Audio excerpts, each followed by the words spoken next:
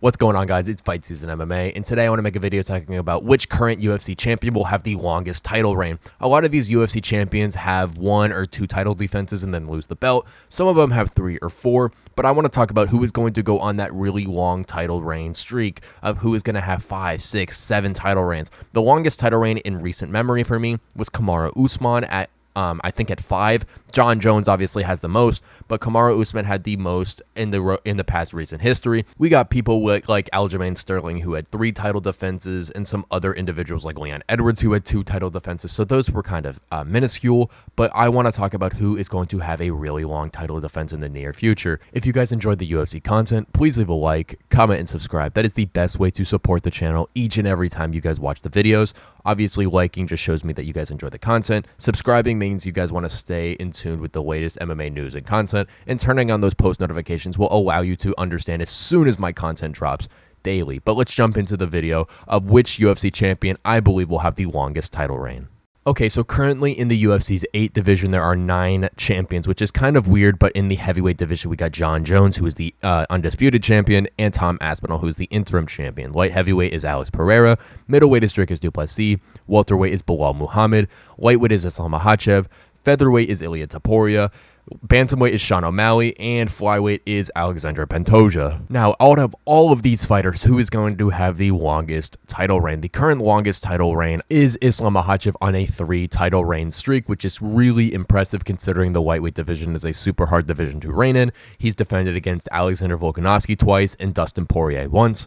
But who is going to have the longest title streak from now? So I want to start eliminating fighters that I do not believe will be in this title streak. First off, I want to eliminate Alexander Pantoja. I believe Pantoja lost that fight last time with Steve Erceg. And yes, he has a granite chin, but I don't believe that his skills are going to be able to contribute to a full title defense and title reign. He's currently on a 2 title reign streak, and I do not think that's going to last that long. I think he's might possibly get 1 more and then lose the belt sometime very, very soon. But there are a couple opponents that he will be able to beat very handily. Someone like Brandon Royval, someone like Brandon Moreno. Those 2 guys, I think that Pantoja will be easy. But Kai Kara-France could be a hard matchup for him because of the punching power.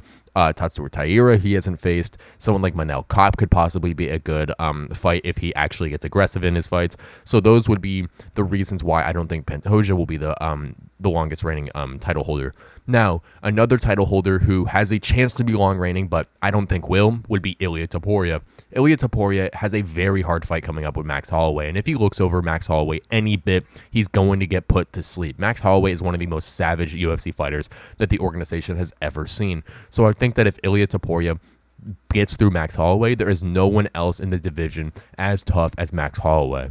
But Ilia has to get through Max first. We all know that Max is on a 3-fight win streak currently. He beat Arnold Allen, he beat Korean Zombie, and he beat Justin Gaethje in one of the craziest fights we've ever seen in the UFC organization. So Ilia Topuria is fighting Holloway at UFC 308 as the main event, and one of the craziest fights I have ever seen put together, and one of the most just even fights I've ever seen put together. But truly, I think that Ilia Topuria could lose that fight against Max Holloway, and I think it is a very good chance that he could. So I'm not going to say he's going to be the longest reigning champion. Now, Belal Muhammad is kind of in the same boat, and now with not Max Holloway as the contender, he's got Shavkat Rakhmonov as the contender. I think Shavkat Rakhmonov is going to go in there like a buzzsaw right through Belal Muhammad just because of his style going up good against Belal. Shavkat's got a good chin. He's not going to get overwhelmed with Belal's pressure. He's a good grappler. He's got great submission techniques rather than Leon Edwards, who's kind of an piss-poor submission athlete. And Shavkat Rakhmonov is one of the best strikers in the UFC. He's able to mix up his game.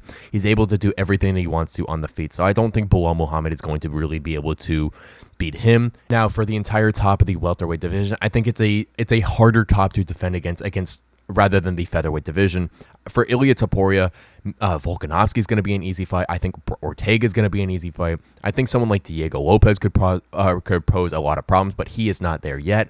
But in the welterweight top 5 for someone like Belal Muhammad, I think Shavkat Rakhmonov would be a hard fight. I think Jack Della Maddalena would be a very interesting fight. And I think Kamaru Usman could go toe-to-toe with Belal, although I do think Belal would win. So I do not want to say Belal is going to win.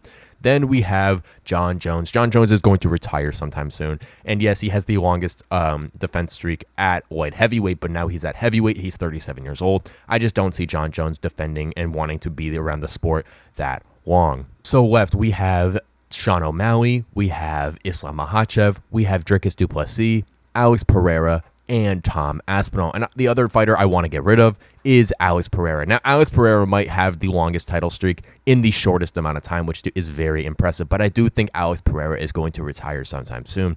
I think Pereira wants to clean out the light heavyweight division, so get possibly 4 or 5 title defenses, go up and challenge someone like Tom Aspinall at heavyweight to see if he can capture the 3rd belt, and then retire very soon after. We got to remember that Alex Pereira is 37 years old, so he's the same age as John Jones, but he has a lot more left in the tank and a lot more tread on the tires. So I do think that Alex Pereira has a good chance at being that longest reigning title champion, but I don't think he's going to stick around long enough in the UFC to do so. The other person I want to eliminate is Sean O'Malley. Sean O'Malley's got a very hard issue in the bantamweight division. It's not necessarily like there's one fighter who can necessarily beat him, but he's got absolute killers in that bantamweight division. He's defending against Merab Dvalishvili at UFC 306, which is a very hard stylistic matchup for Sean O'Malley. Merab's got an amazing gas tank. He's got a very heavy grappling wrestling style, and even if he gets through Merab, he's got Umar Nurmagomedov waiting. He's got someone like Corey Sandhagen waiting. He's got someone like Peter Yan waiting again. All of these fights are super hard in that bantamweight division, and I don't think that you will be able to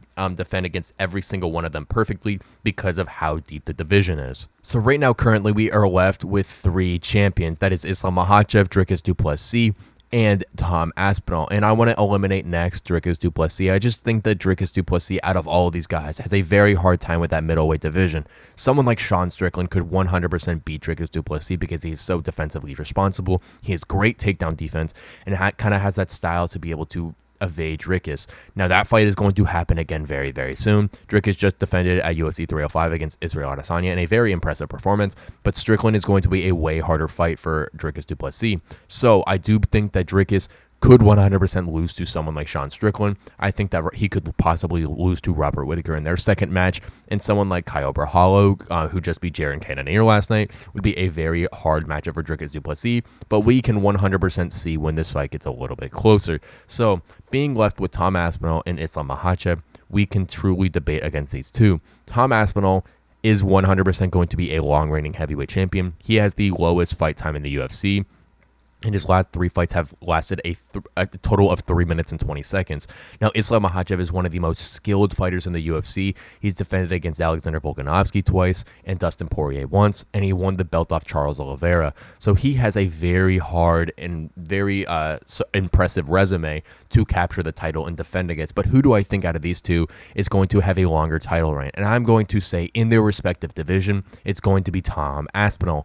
Now, I'm not saying that Islam Makhachev won't have a long title reign at lightweight, but I do think eventually Islam Makhachev is going to move up to welterweight, and that title reign is not going to transfer comparative over. So I do think that someone like Tom Aspinall, who's going to stick in one division because he kind of has to, he cannot cut to light heavyweight, is going to be able to reign there for a very long time.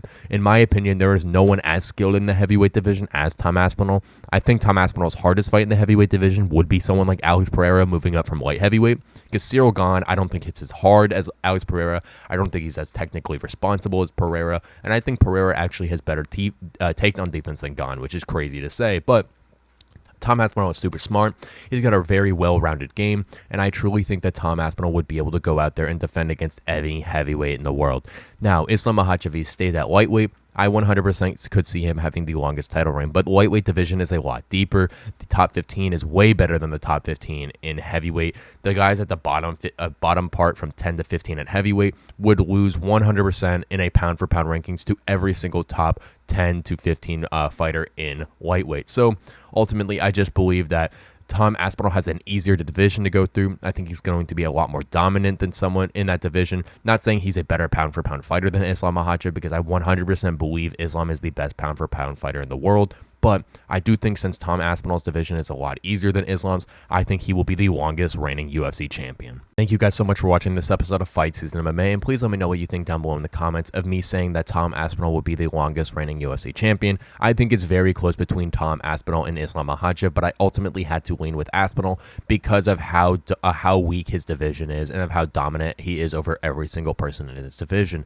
I think that the skill gap between Tom Aspinall and the rest of the heavyweights is bigger than the skill gap between Islam Makhachev and rest of the lightweights. Not saying that Islam Makhachev isn't the best fighter in the UFC, because 100% he is the best fighter in the UFC organization, but 100%, I do believe that Tom Aspinall will be able to have the longest heavyweight title reign in UFC history, naming him the greatest heavyweight fighter eventually prior to him retiring. Thank you guys so much for watching this episode of Fight System MMA, and please stay tuned with all the UFC content by hitting the subscribe button and turning on post notifications just so you guys are always notified when I release UFC content. And also, while you're down there, hit the like button, please. It 100% does a lot for the channel to know that you guys are enjoying the content. And while you're down there as well, just leave a comment. It's always fun to see comments, read them, and do my best to respond to them as often as possible. But thank you guys so much for watching this episode of Fight Season MMA, and I will catch you guys very soon with more UFC content and news.